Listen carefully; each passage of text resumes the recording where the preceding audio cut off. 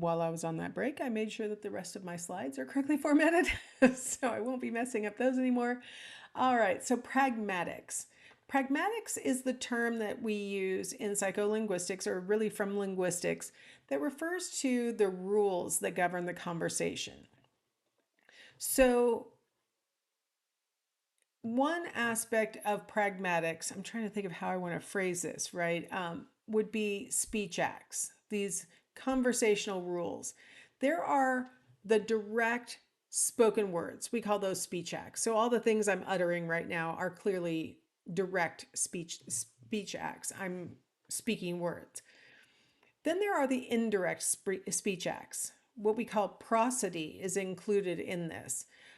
Gestures would be an indirect speech act. So I'm not saying something, and it's not gestures like ASL. ASL would be considered a direct speech act. I said spoken word, and you probably assumed only mouth, but it also includes if you speak with your hands. And technically it includes if you are writing something, right? Um, so direct would be any actual words that are, or any direct symbols that are being used. Indirect refers to all the stuff that might support that, particularly in a face-to-face kind of context. So gestures would be part of that. Context is going to be part of that. If you're using the context to help illustrate what you're talking about and get some shortcuts, like for example, a sentence like "hand me that" might not make any sense unless you're in a context where a person maybe is doing something with their hands, and let's say you're cooking and you're busy stirring the pot, and you say to the person who's standing in the kitchen with you, hand me that. And the context is there are salt and pepper shakers and you're stirring something on the stove. That is the thing that's between it, right? It's context. And then prosody refers to like intonation components, where the way that you're saying it, if you're saying it really adamantly, hand me that. Or if you're saying it in more, can you hand me that? Like as a question, like those kinds of intonation cues that might give us indications about what the spoken words really mean. I always like to say intonation is that part where we get into trouble sometimes, where somebody says to us, "You seem like you're mad." And you say, "What? I didn't say anything mad." No, it was the way you said it. It's the intonation, right? It's the prosody. It's the up and down of what you're saying, the style. Does it seem like you're asking a question? Does it seem like you're making an accusation? Does it seem like you're laughing and happy about what's happening? Or are you crying and angry about it? Like, right, this is what we're talking about. And then indirect speech acts can oftentimes include indirect requests, right? Where you don't directly ask, can you hand me that, is actually an indirect request. Hand me that is a statement that's direct. Hand me that. Can you hand me that is asking two questions. Are you capable of doing it? And are you going to do it? And maybe are you willing to do it? I guess it's three questions all wrapped up into one, right? So these indirect requests, these kinds of speech acts can be misinterpreted sometimes. If you've ever watched Big Bang Theory, Sheldon does that sometimes. Hey, can you get the door? I could. Would you get the door? Well, I mean, if somebody asked me to, come on, you know what I mean, right? These indirect requests are an opportunity for people to not understand us. So speech acts are the direct and indirect components of the language. And then the thematic structure is the speaker's train of thought, like what they're trying to convey. And by speaker, I'm using that shorthand because it also could be the writer, right? When you were trying to convey messages, it might be in writing. Effective speakers are sensitive to the listener's state of mind. One of the things that is so much better about teaching face to face than it is talking to myself right now is that I know what I'm talking about. I'm not sure my listeners know what I'm talking about. And I'm very sensitive to like furrowed brows, where a student is like, I don't know what would you just say, right? You can tell that they're not understanding, as opposed to right now, I'm just talking to myself. And I don't know if anybody's understanding. That's part of thematic structure, is altering what I'm saying based on what I believe to be your perception of what I'm saying, right? The speaker is going to alter their speech acts, direct and indirect speech acts, in order to make sure that the listener is picking up what they're putting down, right? They want to make sure that the listener is following the plot.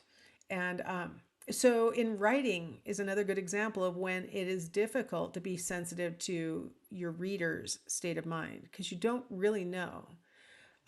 This is something that's problematic in Canvas classes, right?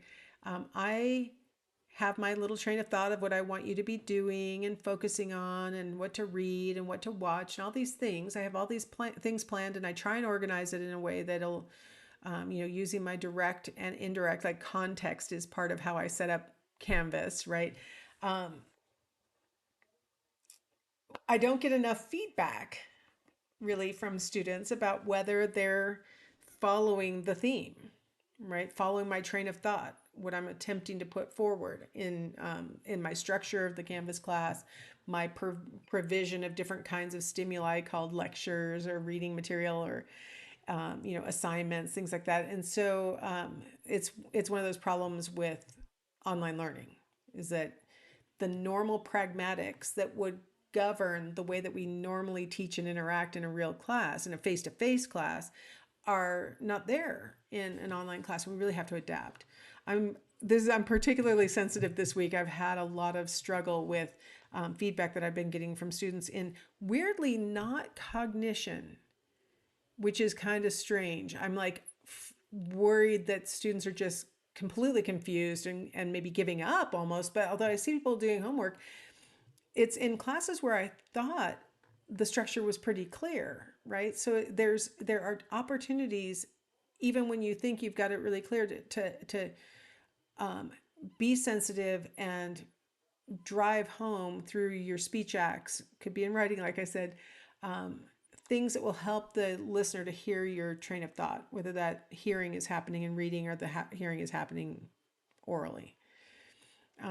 Because we all follow certain kinds of conversational rules. And one of the big rules is your, as a listener, mindset will cause an interpretation, right? We've talked a lot about how expectations affect our perception of what's going on.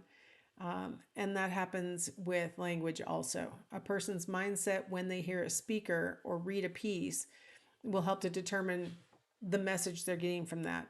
I'll give you an example that I have to assume everyone's experienced, which is when you're having a text conversation with someone and maybe everything was going fine and then suddenly it seems like you're in a fight on text. It's like, how did we get here? What happened? And more than likely, the speech acts broke down where the thematic structure was no longer clear. And maybe the listener was in the correct mindset for that ambiguous phrasing to land in the bad way rather than the potentially good way. And then now we're like having a fight via text. There is nothing worse than fighting via text. Oh my gosh. I've noticed whenever I'm having a text argument, it seems like I can't stop accidentally hitting the emoticon button. I'm like, maybe I should take this as a hint. Google, what's that called? The Google keyboard keeps wanting me to have like a happy face on there. And it's like, stop arguing with people via text. Yeah, that's a bad habit, isn't it? Anyway, so I think that might be where a lot of those things come from, though, is that the speech acts, it's hard to have, all you have is the spoken words, and then whatever context is going on, what you have been talking about, your, maybe face-to-face conversation you had had earlier today as sort of part of your context for the text messaging that you're doing now. But you don't have much to go on, just this really the written words. And then it's easy to get the wrong thematic structure, get the wrong impression about what the speaker's actually meaning. All right, I'm going to let this video run.